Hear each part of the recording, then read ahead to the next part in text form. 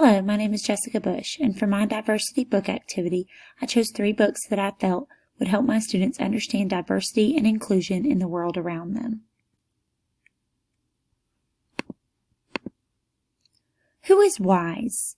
One who learns from all people. It's important for kids to understand that they can learn from every person in the world. The book When Charlie Met Emma is a great book for teaching kindness, physical and mental differences, and how to behave when you meet someone different from you. It's appropriate for kids age pre-K through 3rd grade. When Charlie goes to the playground, he meets Emma, a girl who has limb differences and uses a wheelchair. At first, he thinks she may be weird, but then he remembers that different isn't bad, sad, or strange. Different is just different, and different is okay. He asks Emma questions instead of pointing, staring, or calling her weird, and learns that they have a lot in common.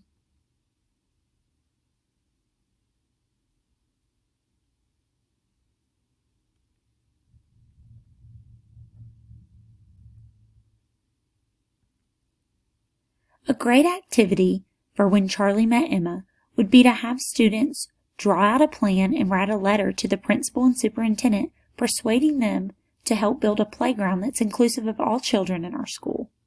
We will brainstorm as a class how we can persuade them and what we may can do to help fundraise for it.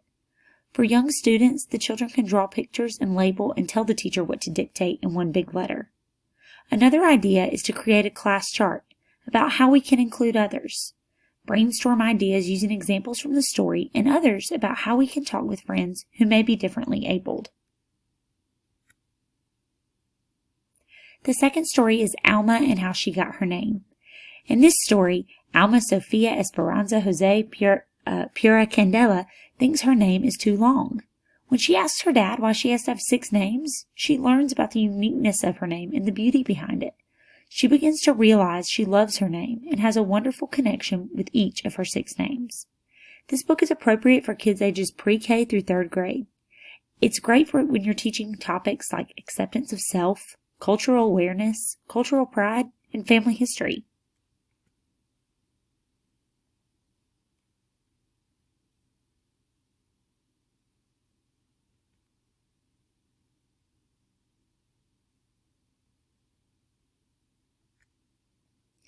A great extension activity for Alma and How She Got Her Name is to discuss the story after you read it and talk about how everyone's name is special. Then you can have students think about what makes them special and unique. Students can complete the sheet, practicing good form on writing their names, but they also have the opportunity to draw a self-portrait and to share 3 things that they love about themselves. Older students could write 3 things that they love about themselves in the hearts, but younger students can draw pictures. And then at the bottom, you can recite this small poem with your students. My name is very special to me. It's exactly who I want to be. The last book I chose is called Last Stop on Market Street. It's about a boy named CJ and his grandma who ride the bus after church each Sunday.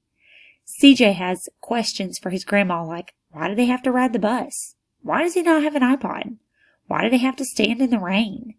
His grandma's simple answers teach him about enjoying the simple moments in life and how to show kindness to everyone they meet. It turns out that they ride the bus every week to volunteer at a soup kitchen. This book is appropriate for kids ages pre-K through 2nd grade. It's great when you're teaching topics like thankfulness, volunteering, family, and respect.